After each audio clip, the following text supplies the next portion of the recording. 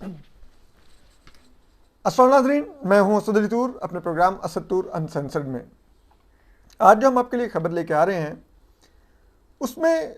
एक तो हम आपको बताएंगे जो कि बड़ी खबर है कि फ़ौज में जो तहकीकात हुई हैं ये 9 मई और जो पिछले एक साल में जो इमरान खान साहब का बाउंस बैक करना था, उस पर तहकीकात में 4 सीनियर रिटायर्ड जनरल्स आइडेंटिफाई हुए हैं, जो कहीं ना कहीं मुतहरिक थे और जिन्होंने ये पूरा प्लॉट बनाया जिसमें ना सिर्फ के इमरान खान साहब की वापसी थी बल्कि जनरल आसिम मुनीर जो पाकिस्तान के आर्मी चीफ हैं उनका तख्ता उलटना भी शामिल था। और इसके अलावा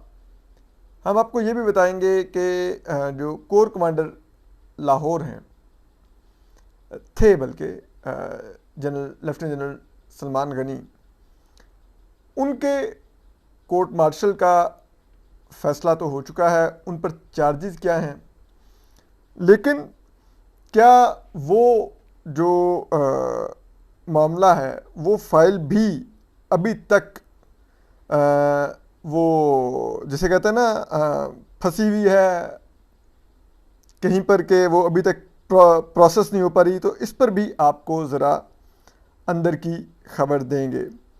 तो देखिए, आपको मालूम है इमरान खान साहब गिरफ़्तार हुए 9 मई को। उसके बाद जो वाक़यात हुए, अब वैसे तो हमारी जो पीटीआई है उनका ये मौक़िफ़ है कि नहीं, जो खान साहब हैं वो कहते हैं कि नहीं नहीं वो तो कुछ लोग, ठीक है, वो खुद से जो मॉब था वो अपने उससे निकल गया कंट्रोल से और उसने जाकर वहाँ पर शुरू कर दिए क्या नाम है हमले वगैरह इन फौजी तनसीबात पर, और उनका कोई कसूर नहीं है। लेकिन देखिए, मॉब किसी एक शहर में आउट ऑफ कंट्रोल हो सकता था, कल एक बिलफर्ज वो लाहौर वाला मॉब नहीं कंट्रोल हुआ, वो चला गया कोर कमांडर हाउस लाहौर पे, जिसको हमने हमला होने के बाद अब जिना हाउस का नाम दे दिया हुआ। तो पिंडी में जीएचक्यू क्यों गया, गुजरांवाला में कैंट में क्यों घुसा, मियांवाली में एयरबेस पर क्यों उसने हमला किया, फिर उसने स्वाबी दीगर शहरों में भी कैंट्स को क्यों निशाना बनाया, कोई समझाए ना हमें। तो ये बात इतनी सादा नहीं है जिस तरह क्लेम की जा रही है पीटीआई की तरफ से, इमरान खान साहब की तरफ से। यकीनन यकीनन हदायत मौजूद थी कि मेरी गिरफ्तारी की सूरत में आप लोगों ने फौजी तनसीबात को निशाना बनाना है, और यकीनन उस हदायत के लिए जो रिलाय किया जा रहा था, जिसका इन्हिसार था, वो फौज के अंदर से ही मौजूद लोगों पर था कि वो लोग कुछ ना कुछ करेंगे, और फिर उसके बाद साइकिल चलेगा एक फौज के अंदर, जिसे कहते हैं ना आप, वो अपने ही चीफ पर अदम एतमाद का या बगावत का कह लें। और फिर उसकी सूरत में जनरल आसिम मुनीर जो कि उस वक्त कतर में मौजूद थे, या तो उनको वहीं से ओहदा छोड़ना पड़ जाएगा आर्मी चीफ का और फिर शायद वो वहीं पर ही रुक जाएं, या फिर दूसरी सूरत में ये हो सकता था कि उनको कन्वे कर दिया जाता कि एक्टिंग आर्मी चीफ किसी और को बनाया जा रहा है और आप वापस आएँ और ओहदा छोड़ें और फिर अगले आर्मी चीफ का फैसला हो। ये 2-3 उस वक्त चीज़ें ज़ेरे गौर थीं जो पीटीआई जिसका जो समझ रही थी। अब उसमें जब हमने आपको एक पहले भी वीलॉग किया था कि ये चीज़ सामने आई है कि अंदर से फ़ौज के जो कई लोग थे उनकी मदद हासिल थी पीटीआई के इस मॉब को। उनको पहले से लोकेशंस दी गई थी कि ये लोकेशंस हैं, मैप्स दिए गए थे, रास्ते बताए गए थे कि कैसे आपने आना है, कहाँ कहाँ पर आना है और कार्रवाई करनी है और किस किस्म का उस कार्रवाई का रद्द-ए-अमल होगा। अब उस पर जूँ-जूँ तहकीकात आगे बढ़ रही हैं तो मज़ीद चीज़ें सामने आ रही हैं। तो उसमें 4 रिटायर्ड सीनियर लेफ्टिनेंट जनरल्स का नाम भी आ रहा है जिन्होंने एक गेम खेली, और वो क्यों खेल रहे थे, कैसे खेल रहे थे, ये भी अब हम आपको एक्सक्लूसिवली बताएंगे। तो देखिए, ये जो इवन के कोई लेफ्टिनेंट जनरल रिटायर्ड भी हुआ हो तो उसने एक पूरी कोर कमांड की होती है, या उसने कोई भी एक पूरा डिपार्टमेंट हेड किया होता है फौज का, उसके नीचे सैकड़ों नहीं हज़ारों फौजी एहलकारों ने काम किया होता है, जिनमें एक सिपाही से लेकर तो मेजर जनरल तक होते हैं। और वो उसके रिटायर होने के बाद भी उनका एक राब्ता रहता है, और वो वक्त के साथ साथ प्रमोट होते हुए वो पहुंच जाते हैं लेफ्टिनेंट जनरल तक, आर्मी चीफ तक। लाइक जब वो, आप अगर देखें, वो बड़े जाहिल से एक वो सॉरी टू से ये वर्ड उनके बारे में यूज़ कर रहा हूँ, वो मेजर जनरल एजाज अवान है। अगर आप उनकी गुफ्तगू सुने तो आप कहेंगे कि यार ये बंदा मेजर जनरल कैसे बना था। लेकिन क्या करें, मेजर जनरल एजाज अवान जो सख्त यूथिया जर्नैल थे, वो रिटायर्ड होकर पीटीआई के लिए लॉबिंग करते थे, और उनके जो शागिर्द थे जनरल कमर जावेद बाजवा, वो आर्मी चीफ बने पाकिस्तान के। तो फिर जाहिर बात है वो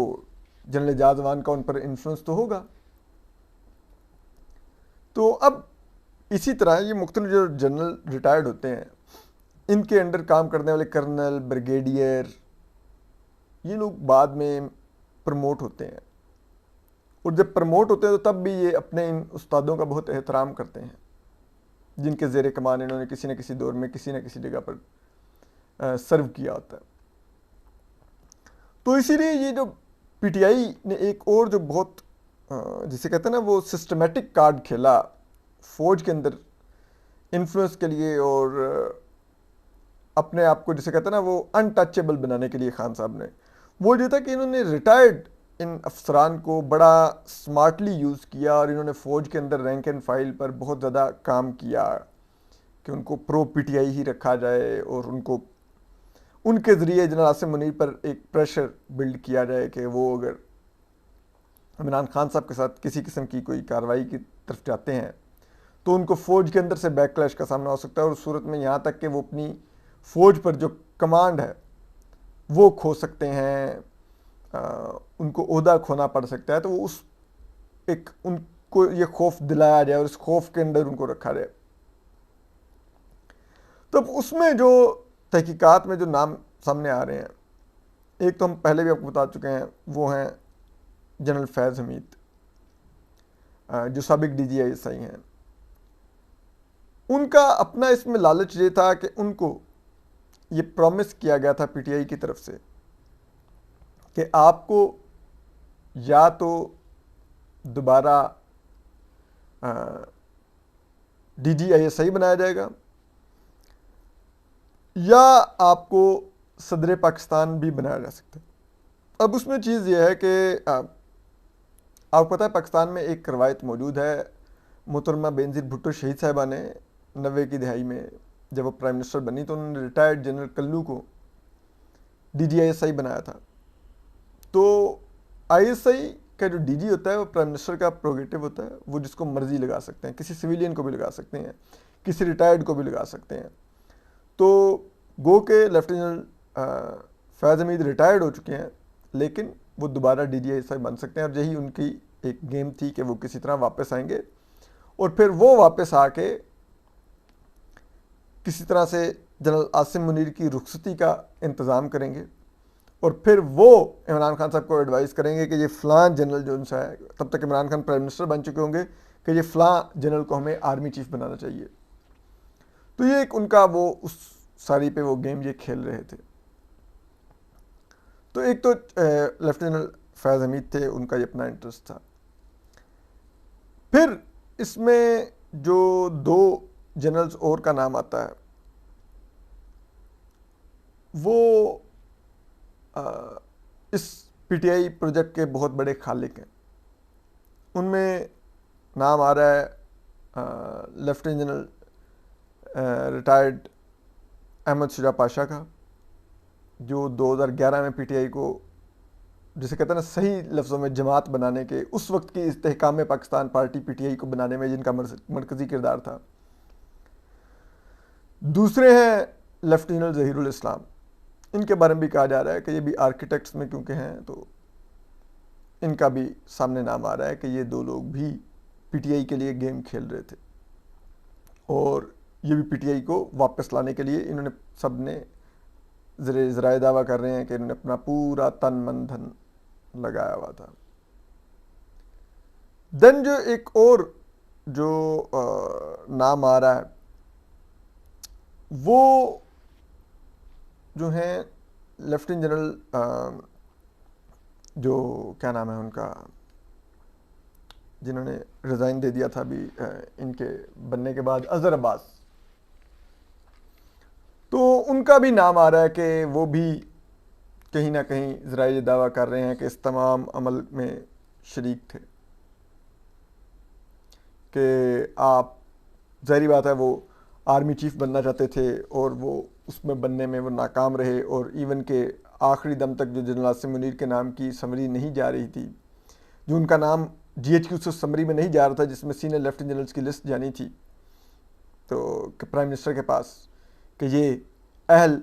उम्मीदवार हैं आर्मी चीफ बनने के, तो वो बतौर चीफ ऑफ जनरल स्टाफ यानी कि सीजीएस वो नाम ही नहीं जाने दे रहे थे जनरल आसिम मुनीर का। तो उनको रंज तो है, तो एक नाम उनका भी आ रहा है कि वो भी कहीं ना कहीं मुलविस थे। उसके अलावा जो बाकी तो हैं ही हैं, बहुत सारे नाम हैं। जनरल अली कुली ख़ान हैं, जनरल खालिद मकबूल हैं, इनका भी नाम लिया जाता है। जनरल अमजद शुएब का नाम लिया जाता है, जनरल एजाज़वान का नाम लिया जाता है। तो ये बहुत सारे नाम हैं इस सारी फहरिस्त में, लेकिन ये चार कहते हैं कि इन चार ने, जिसे कहते हैं ना, बहुत बड़े पैमाने पर किरदार अदा किया और अपना इन्फ्लुएंस यूज़ किया और अपने कनेक्शंस यूज़ किए, और ये इनका नाम बड़ा वो आप कह लें कि प्रोमिनेंट आ रहा है। और वो हमारे दोस्त और मेरे सीनियर भी हैं, सलमान मसूद साहब, जो द न्यूयॉर्क टाइम्स के पाकिस्तान में कॉरेस्पॉन्डेंट भी हैं, और इसके अलावा द नेशन के पाकिस्तान में एडिटर भी हैं। तो उन्होंने ट्वीट में भी जिक्र किया हुआ है कि इनमें से कोई एक व्हाट्सएप ग्रुप भी चलाता था, उन्होंने नाम नहीं लिए हुए, लेकिन उनके कुछ ट्वीट में भी इसी किस्म का इशारा दिया जा रहा है कि इनमें से कोई एक व्हाट्सएप ग्रुप चलाता था जिसको प्रॉमिस किया गया था कि वो उसको भी कुछ बड़ा ओहदा दिया जाएगा। तो इस किस्म की ये चीज़ें थीं, यानी कि एक कोई व्हाट्सएप ग्रुप एग्जिस्ट करता था जिसमें ये रिटायर्ड जनरल्स मौजूद थे, और जहाँ पर ये तमाम प्लानिंग डिस्कस होती थी, टास्क असाइन किए जाते थे। तो वो सब कुछ कहीं ना कहीं ये एविडेंस मौजूद है, और उसके तहत अब ये कार्रवाई आने वाले दिनों में इन लोगों के ख़िलाफ़ भी होगी। इसके अलावा जो एक और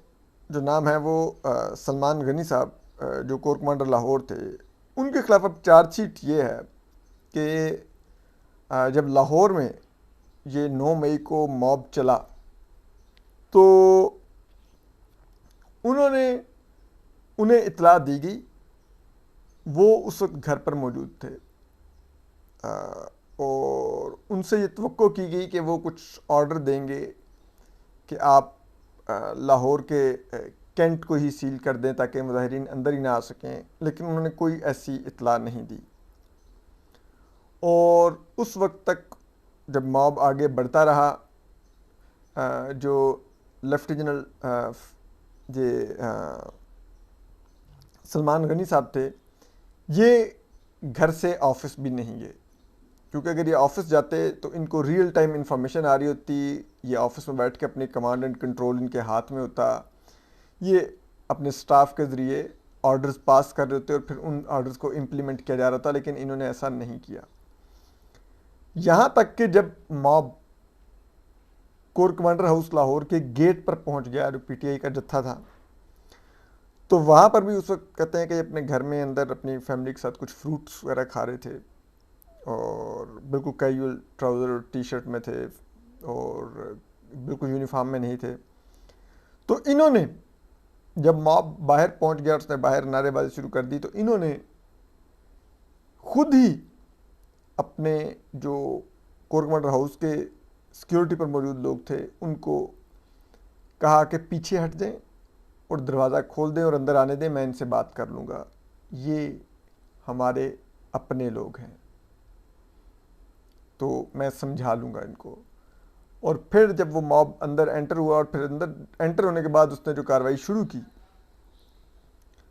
उस पर फिर इन्होंने कुछ उनसे बातचीत की, जिसके बाद मॉब ने इनको वहाँ पर फ्री पैसेज दिया और फिर ये वहाँ से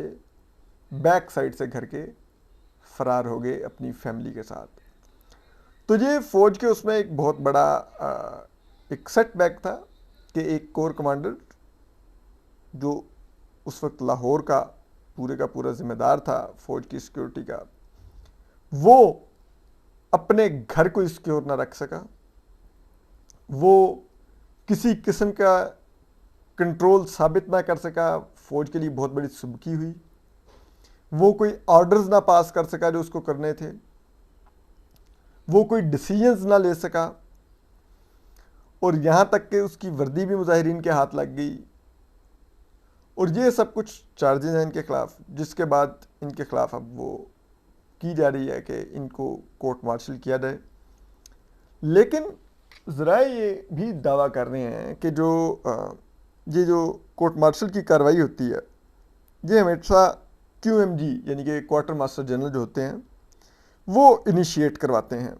और फाइल उनके पास जाती है, और इनका नाम लेफ्टिनेंट जनरल मोहम्मद अली है। ज़रा ये दावा करते हैं कि अभी तक ये कार्रवाई अगर इनिशिएट नहीं हुई तो शायद उसमें कहीं ना कहीं लेफ्टिनेंट जनरल मोहम्मद अली जो हैं इनका भी कोई किरदार कुछ ज़राए दावा कर रहे हैं कि है। अब ये कहाँ तक बात दुरुस्त है और इनकी अपनी क्या पोजीशन है, ये अब वक्त बताएगा और देखते हैं। अपना ख्याल रखिए। अल्लाह हाफिज़।